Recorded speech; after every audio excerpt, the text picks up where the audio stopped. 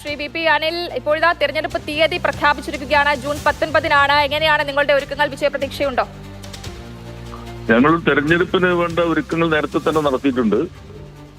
അവിടെ നിലവിലുണ്ടായിരുന്ന MLA ഇടതുപക്ഷത്തോട് വിട പറഞ്ഞ് വലതുപക്ഷത്തിന്റെ ഭാഗമായിട്ട് മാറുന്നതിന്റെ ഭാഗമായിട്ട് ഞങ്ങൾ ഒരു തെരഞ്ഞെടുപ്പ് ഉണ്ടാകുമെന്നുള്ള കരുതി കൂട്ടിക്കൊണ്ട് തന്നെ എല്ലാ തരത്തിലുള്ള നടപടികളും ഞങ്ങൾ സ്വീകരിച്ചിട്ടുണ്ട്. പാർട്ടിക്കെതിരായിട്ട് വലിയ വെല്ലുവിളി അന്ന് ഉയർത്തുകയുണ്ടായി. എന്നാൽ പാർട്ടിയാകെ യോജിപ്പിച്ചുകൊണ്ട് പാർട്ടിക്ക് ഒരു പോറലേൽക്കാത്ത രൂപത്തിൽ ഞങ്ങൾ അതിനെ മുന്നോട്ട് കൊണ്ടുപോയി. അതൊരു തെരഞ്ഞെടുപ്പ് രംഗത്തേക്ക് കൂടിയുള്ള ചുവടുവെപ്പായിരുന്നു.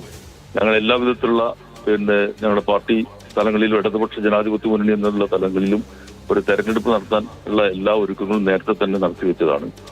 ഇനിയിപ്പോ തെരഞ്ഞെടുപ്പ് പ്രഖ്യാപിച്ച സ്ഥിതിക്ക് ഞങ്ങള് സ്ഥാനാർത്ഥിയെ സംബന്ധിച്ചിടത്തോളമുള്ള ആലോചനകളിലേക്ക് കാര്യങ്ങൾ പോകേണ്ടതുണ്ട്.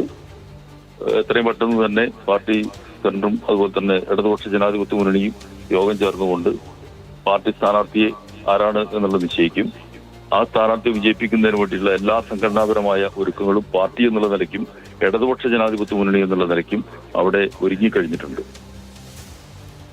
ശരി, നന്ദി വി പി അനിൽ പ്രതികരിച്ചതിന്. ഇടതുപക്ഷത്തിന്റെ വിജയ സാധ്യതയാണ് അദ്ദേഹം പറഞ്ഞത്. എല്ലാ തരത്തിലുമുള്ള ഒരുക്കങ്ങൾ തങ്ങൾ നടത്തിയിട്ടുണ്ട്. തങ്ങൾക്ക് തന്നെയായിരിക്കും വിജയം എന്ന കാര്യമാണ് വി പി അനിൽ പറയുന്നത്.